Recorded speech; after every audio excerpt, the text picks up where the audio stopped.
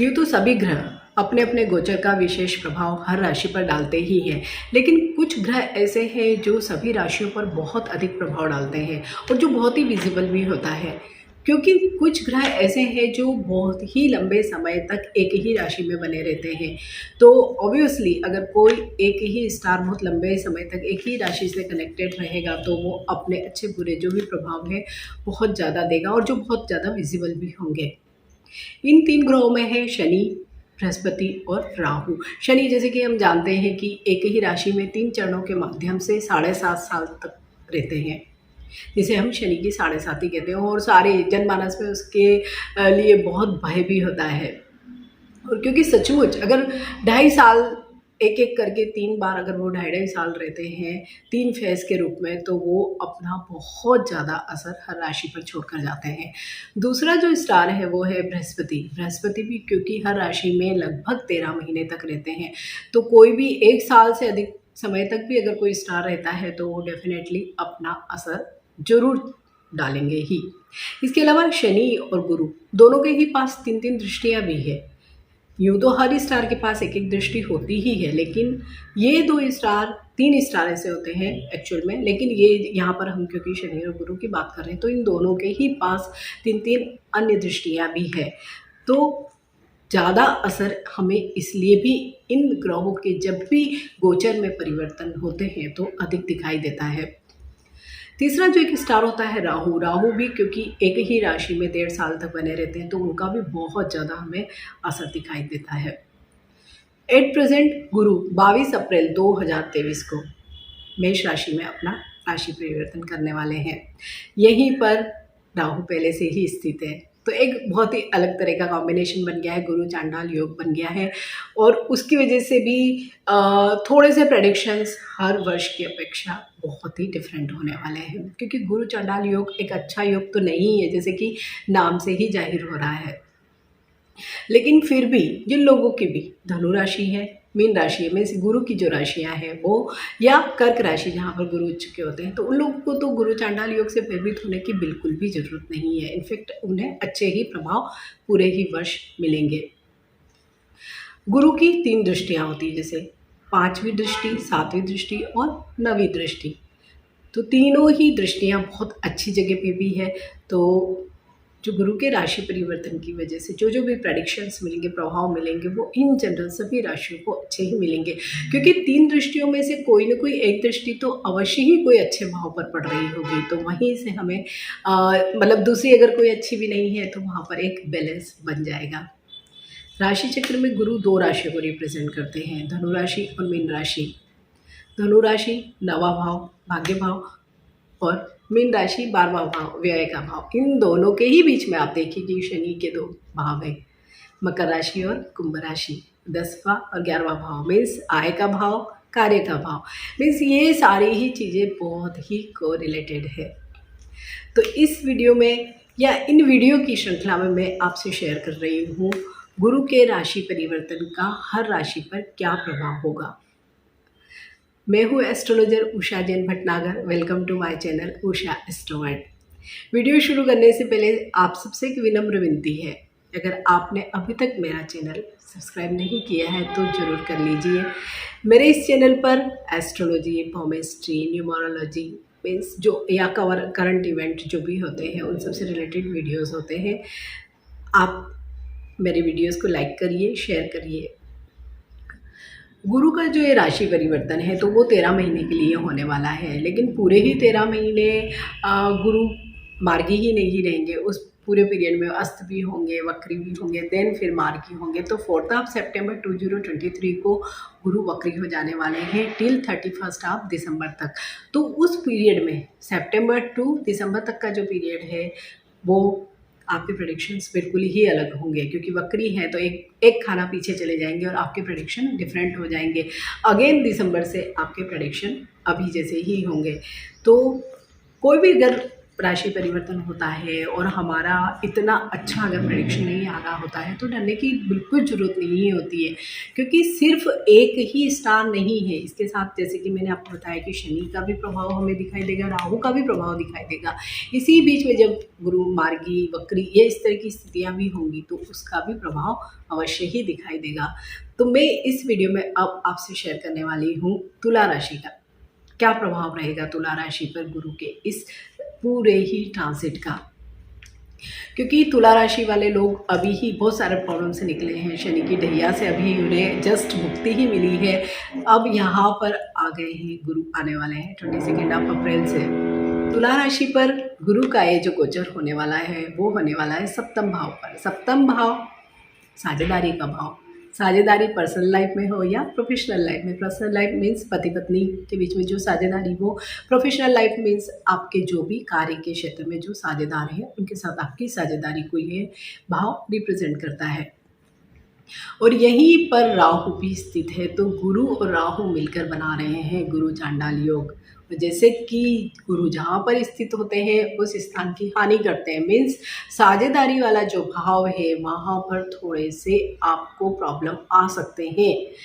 उन प्रॉब्लम्स से बचने के लिए सबसे बेस्ट तरीका यही है कि आप इस पूरे ही 13 महीने की जो एक पीरियड आने वाला है उसमें अपने विचारों पर नियंत्रण रखें। अपने विचारों को दूसरों पर थोपने की कोशिश ना करें, ना प्रेशर बनाएं।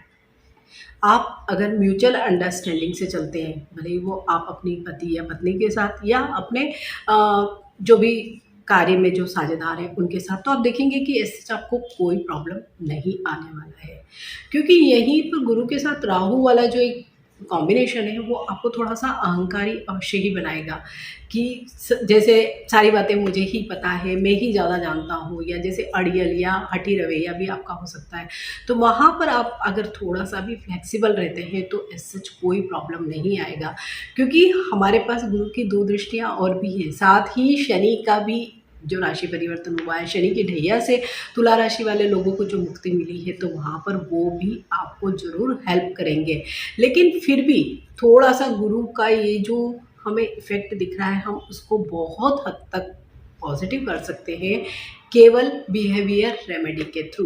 यहाँ पे मैं आपको रेमेडीज़ तो सजेस्ट करूँगी ही, लेकिन अगर आप अपने व्यवहार में भी परिवर्तन लाते हैं, थोड़ा सा सामंजस्य के साथ पूरे ही 13 महीने में चलते हैं, तो आप देखेंगे कि आपकी पर्सनल लाइफ में भी कोई इशू नहीं आएगा, ना ही प्रोफेशनल लाइफ में। अगर आपके पहले से कोई भी लीगल मैटर्स चल रहे हैं, डिस्प्यूटेड, आपकी कोई फैमिली में कोई इश्यूज़ है या प्रोफेशन में कोई इश्यूज़ है, तो आप उनको अभी थोड़ा सा पेंडिंग मोड में ही लीजिए। थोड़ा सा इनको बाद में सॉर्ट आउट करने की कोशिश कीजिए। और स्पेशली सितंबर से लेकर दिसंबर तक के पीरियड में अगर आप करते हैं, क्योंकि उस पीरियड में गुरु होंगे वक्री, पीछे एक खाना पीछे चले जाएंगे। अगर आप उस पीरियड में ये सारी चीज़ें करेंगे तो बेटर होगा। यही 7वें भाव से जो गुरु की सप्तम दृष्टि पड़ रही है वो लग्न पर, वो बहुत ही अच्छी एक दृष्टि पड़ रही है। लग्न पे दृष्टि होने से जो हम देख रहे थे कि तुला राशि वाले सभी लोगों का कॉन्फिडेंस लेवल बहुत कम हो गया था, उनकी निर्णय क्षमता कम हो गई थी, उनके जीवन में कई सारे ऐसे दौर अवश्य आए होंगे जब उन्होंने बहुत इंसल्टिंग फील भी किया होगा, लोगों ने उन्हें रिकॉग्नाइज ही नहीं किया होगा, काम करने के बावजूद भी उन लोगों को कोई क्रेडिट नहीं मिला होगा। वो सारी ही स्थितियाँ अब बिल्कुल परिवर्तित हो जाएगी, क्योंकि गुरु की दृष्टि में ही अमृत है और लग्न पर ही दृष्टि है। तो जो भी इस तरह की चीज़ें जो लोग फेस कर रहे थे, स्पेशली जो वर्क एरिया में ज़्यादा लोगों ने कुछ न कुछ प्रॉब्लम्स फेस की होगी, कि जहाँ पर उन्हें बहुत इग्नोर किया होगा, या उन्हें अपने मनपसंद कोई काम नहीं मिला होगा, या ऐसी जगह उनकी पदस्थापना हुई होगी जो बहुत ही लो मानी जाती होगी या जिसकी इम्पोर्टेंस नहीं होगी। इस तरह की कई चीज़ें हर एक व्यक्ति के अपने चार्ट के अकॉर्डिंग भी हुई होगी, लेकिन हुई अवश्य ही होगी।